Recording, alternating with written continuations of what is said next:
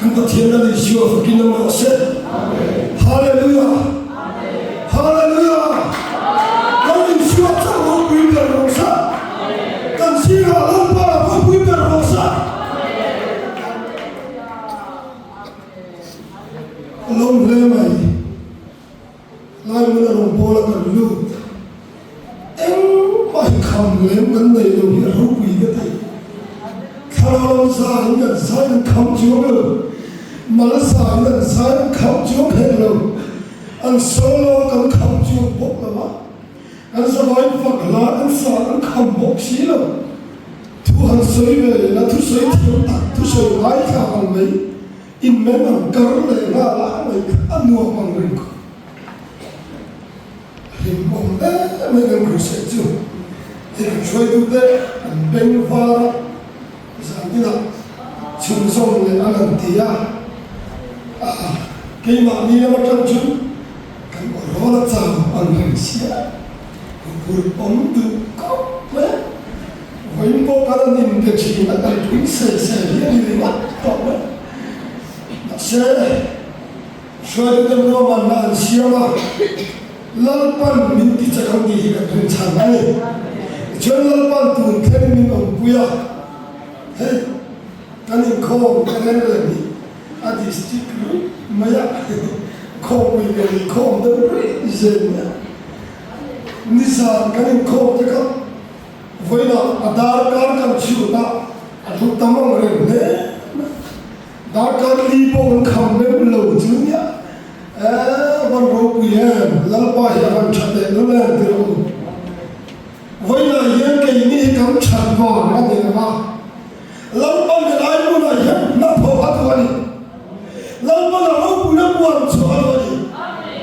Cuma kan lampan orang punya buat soal tidak tu ini. Mandua kan supaya ini lampan le bukan. Katin lampan le baru macam. Mandua ini emak sebut he anam le. Misalnya ini lawa kan saya pilih cak pilihkan mana. Ram motor pui le, ciri le tak kan kita masa kaman dua ka atapau mahai dong le, amang tu so kan atapau ciri, kawan sah ciri tu amang tu so kan, tu so itu kata hi lalpa man dua ni, aso itu apa orang pui le lo, lalpa man dua ni apa orang pui so kan, kalau apa sah itu hi lalpa man dua ni apa ni, lalpa Cuma kay mami ang mga robita kanilo. Lampan mandua min mandu chung itu. Arabu na man chung ato na min tu behani chung. Lampa irup namin mangro. Iman tayo rin na ila. Lampan min mamay ti irimam katamu. Kan kuwa atul labaw yan kan himlaw anilo. Karabi min kan sabta anilo. Lalpan sitir, kay mani ayan sitir tu alaw na chin ani sao. Tuturim tu nanya baru kan syeti ang pangai chin ani. Revival kam centi nakila khair ramro kam kalhuna kam tu kom suatu le tuin daun lo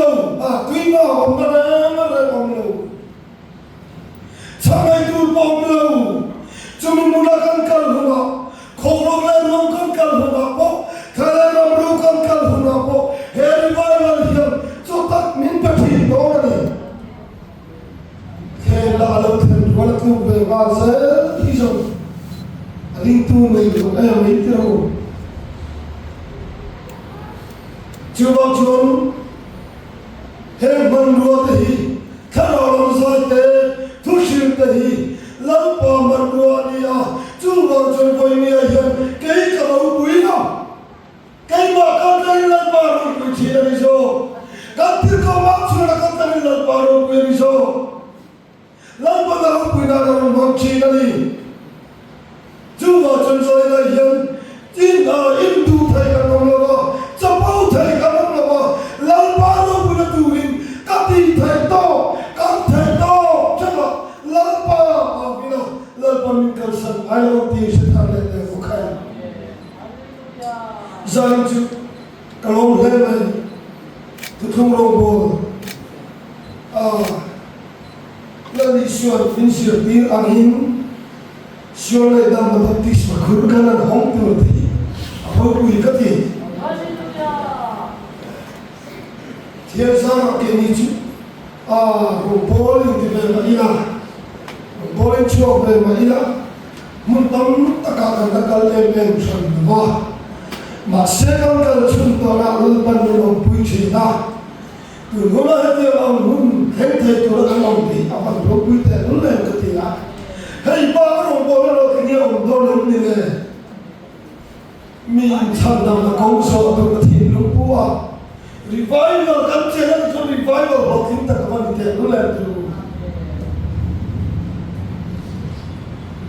sao như này rồi chứ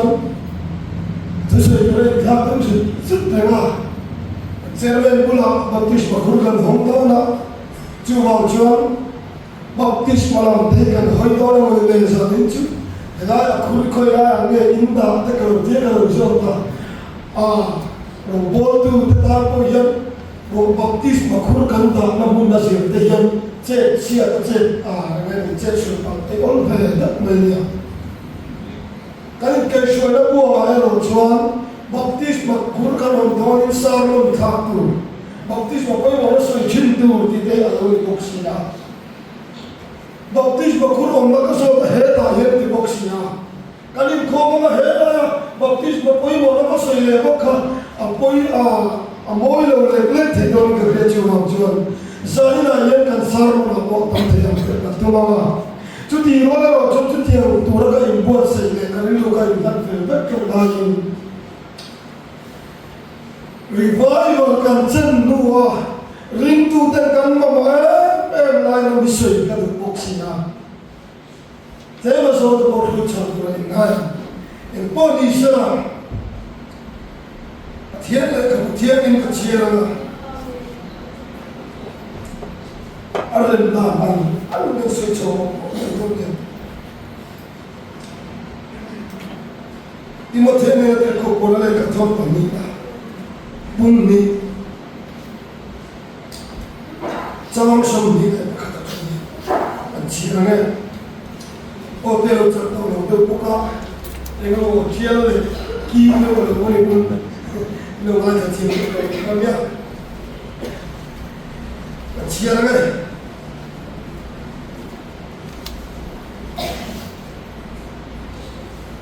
mà thằng làm cái chuyện in lâu chia nó mà là ta thuộc lái ta thuộc về ta thuộc lại cái chia cái bốc xí nha chú bằng những chung thiếu là cái miền thiệt chuan bùng bế thiêng linh lal pa man ta na thok cho tin re in paisa mi mi anh là những cái gì anh à chuan apa cái chuyện to bằng này bùng bế thiêng linh thì anh suy luận rất cần quá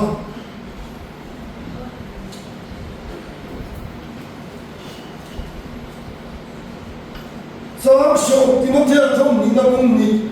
sáng sớm mặc quá nhìn mình nghe hết có sự là thấu khăn thu bữa cả mong là ba ta tất cả các suy đoán mà sẽ cái đủ lại thì chia cái lệ sáng sớm của ye lần ba mình mà biết cho suốt cái sáng đó sẽ thì anh ấy thì câu đó thì bung nhà cho sáng sớm của quan là sớm thì anh chia cho chúng lâm vào chúa thiên bậc tề chúng lâm vào thiên bậc tề nói nhầm đây là thiên triệt tề alo thế nào lần vào đây bây giờ đây mình thắng cái lâu thế phải chúng mình bảo cho tu bớt lần vào mình là bây giờ cho anh hy vọng thì cần đủ anh ấy lần vào mình làm tu tề cần hiểm đo lên thì cần bù anh ấy tất chuyện lần qua mình cần làm cái tu chỉ hiệp bôi tên cái sợi bây giờ lần qua mình làm cái chút chuyện cần sân bộ sẽ thì chút ta chuyện lần qua mình làm ta thì sao cần sợi to vào mình lần qua mình làm tu tên anh tìm nghe siêu căn cơ sản anh tìm chuan tin cầu thiên địa chuan siêu là thiên mi cái thứ đó chỉ là ta đi ra cái không chỉ chỉ tiền tiền tôi đã bao giờ khoa học đó đi đã bao giờ khu đó ya chuyện em đã làm chuyện thứ à ta chuyện vào là trong những ô lô chuột ta số là em đã tìm nghe mi thì đúng đã ni à thì à cái chuyện số thì bắt thiên thì đúng đã tu anh đi sát pa là vâng anh mà ni người học chuyện thu số về đan sâm mà lần pa bắt thiên Jehovah bebe a ingai Jehovah jibai buka ingai kin anni ma se damaska khua a ko dai na chuntua ta chun lan pa pathian ngar changin enatine sola meti du da arantia ta chun sola ya tume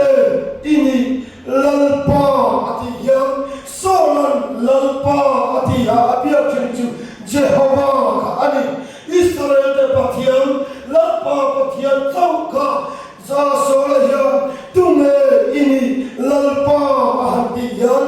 wala changa olo chokcha Ishwa iti du ta hikani atiani chu lalpa pakinono se chutiana ni chuan Jehovah ka Ishwa ka ati achianta la chung kama chung wat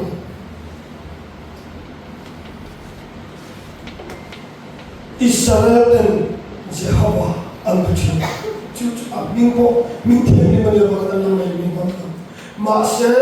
cuti yang hari najuan Jehovah di nabi yang kecina.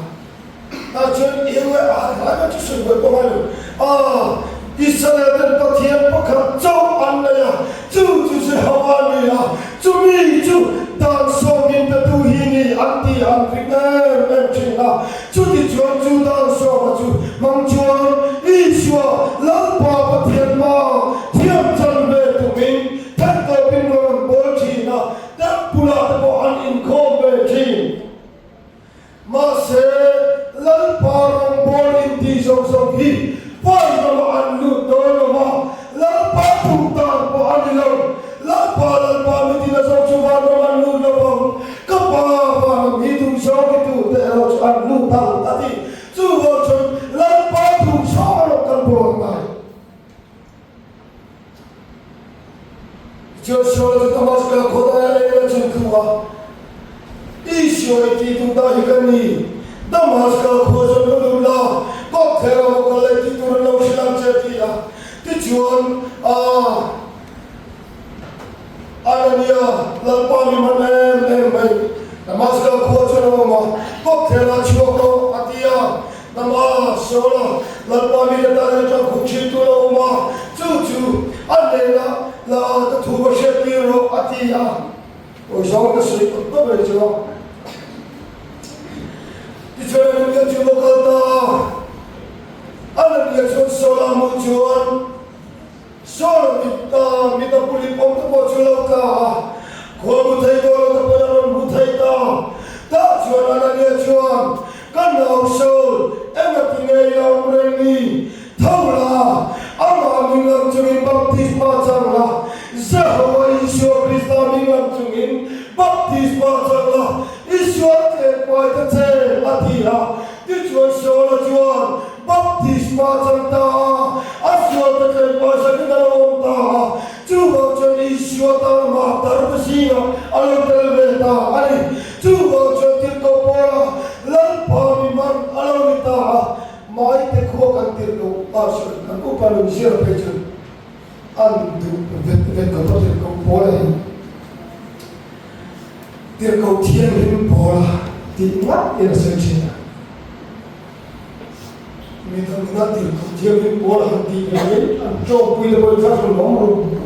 an ngai sa nge me masi no ngai sa to le le le hello bol ko khajon asoya ko pola hi atu se de pe che so ba lo de che na ma se se bo bo me me ni a pe Peter itu berkata tadi pun tu makan tak sok makan Peter akan sol akan pol akan ini tu pun mirip ya cuma tu lakukan lalu sesuatu pakai aneh cina dia cuma jauh dia kau pol apa ini dia tu yang tu boleh cina masih aneh lah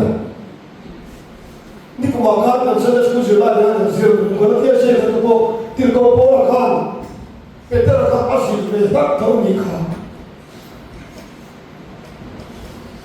cuma saya tu kami siap bakal jauh lah insya Allah dia bakal di sini sing tu betul dia lalu tu kau lalu terlalu lalu dari dia betul kakak ni macam macam helai yang insyaallah lah kita harus sekolah orang pun kalau kan siapa yang kan mikul tu lupa lakian yang curi jauh ni orang so kita kita nak cari yang insyaallah kan jelas sih itu ciri macam kan kita tahu lagi insyaallah polisi dirkau pola kita soju lepas tuangin alam ni ada pami mana memang cerita dijual thawla memang cerita baptis wajah Yesus terlepas terjadi cucu dirkau pola jual soju baptis wajah aswa terlepas segala orang cina jual lepas ni tergiat jual apa cina hati tu dah tanah kunci tersinggah jual orang beta cuci jual serta mite tempura tempina jual lu kunci na dirkau terjadi kurso perlihatkan siapa jual dan lo orang petian beturin mi akhir tuji hati ane makan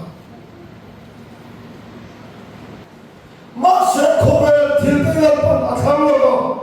kober bila terjadi buat perlihat beturin kober tidak namanya kehilangan permintaan kita ini juga jalan paman dua lapan kawan tu kober tidak kehilangan itu lapan rupui narak tim coba ini lapan tim bangbai dengan setan juga sungai tanah baptis makan santai ni dan sungai dengan masalah saya kepunya tulis sungai tamlo tamlo begor abangin namanya kejual sungai tamlo baptis pahi saya kepunya naran mama cross tu jual mereka jual nani ya cakap mereka jual patiat tinggi terjadi tadi lampau kena proses juga tentang mereka jual lampau patiat tinggi terjadi mama juga jual lampau cross Yesus Kristus cross tu jual tu tak jual tu makan melo juga jual kan lampau Yesus Kristus cross tu kan jual tu siapa jadi dia kau orang lalu sehingga juga tentang mereka yang tidak jual tu kan melo cross tu bagi jual tu kan melo kami tu tahu kan masa sungai itu baptis makan sama kalau riwayat dikatakan cemu mubawan dua dulu yang tirau cuti ada kalau jual lepas sepuluh kopian kan unau tirau pui terikan putai lama sudah tak seberapa anjur pikir kau nak mengansau para abasal mengajar betul dan tanah Quran dia mengajar betul tak tu tak cuma pika kaya kong satu deh ektingnya kaya kong satu deh cuma awal apa mansal betul betul login awal apa apela berumah cuma masih aja unapa aisi kaya jauh unapa belaman somadon aisi kabamin unapa abok lumpa ani wala jangan mereka ibu lapai namin mandahi kapiat harpui akan upapui kat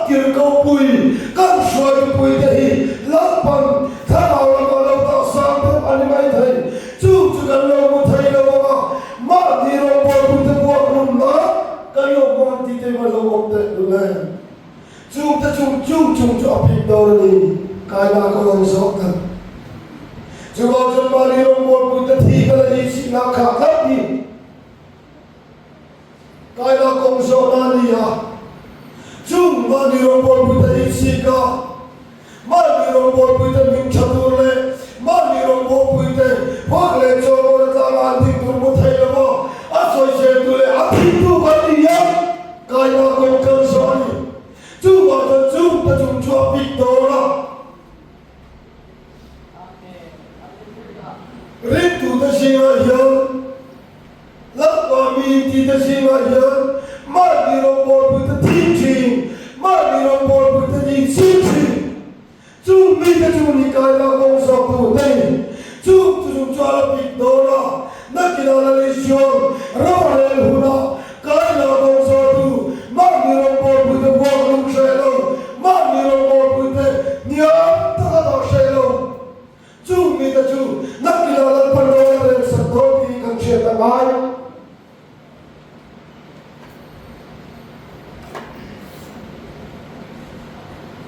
chu mong chun kaya kong suwa isin na hinggang kruwang di kalaw siya mi thang le ko puitay ka lang dulo to kawa balaw na siya mga lamutunan ka na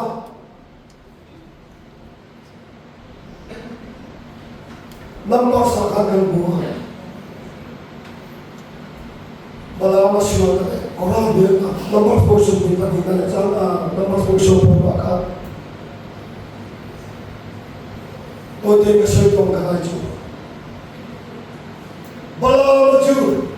Israel miten kanan nama nampak kan, puitian na thok dunia, kecuali muak permana muak. Muak nan pala kacuan Israel meten on kacuan angkal naknya oma piang kacu amne jalan itiasiat kan pala kacu mamara lan pami pala amane na cuan miya patita na cuan pala amacuan moite lan pa kan rote am ganti ha lan pa ne na chong choi ta lan pa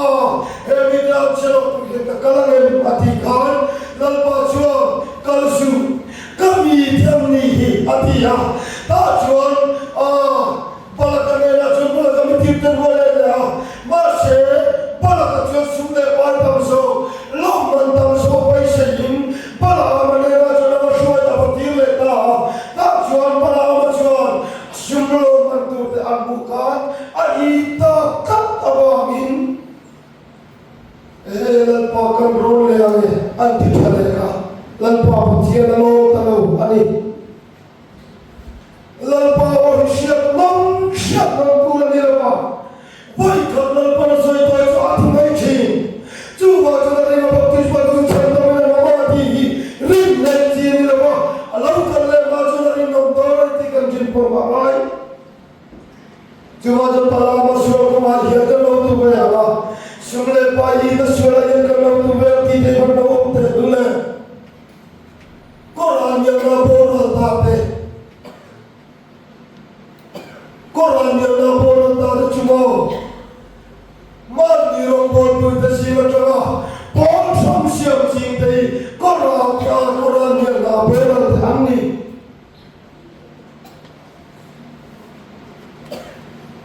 Cuba cuman kalau rompot itu siapa yang amin tumpi, tunggoi tumpi. Karena ketujuan tu biar pikirmu, lancar sungguh kalau mandor beala, cum orang yang kalau tercantum ani, cum jual pintora, lapan dolar, kata tiap jam dolar abangin, kan sudah biar dolar abangin. Koran yang lapor lapor kami tiap hari mampu lancar siap jin. Mi le chuchin,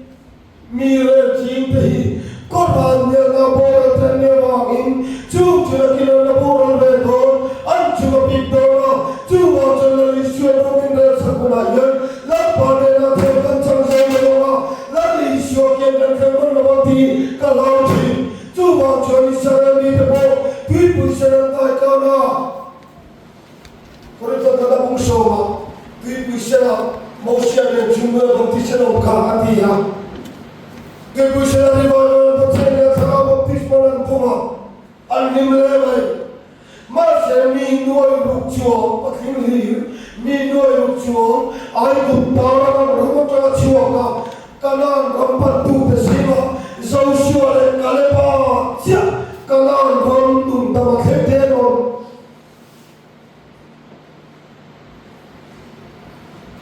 apa kau yang ni kalian berdua sini emo bang ni lepas aku mulai kau tidak angin lepas cuma lore saka cuma cuan punya yang datang cuci tinggal angin nang lagi bagi happy boy malam so nak tui kau mungkin kenapa kada ramau aku tidak ada mungkin nak kenapa cuma nak happy boy malam so bui tak mai tu tak kami cuai tu rindu kau cakap kami siap satu kalau orang tu ina minta tu alam ni siapa tu insya Allah kalian boleh sekali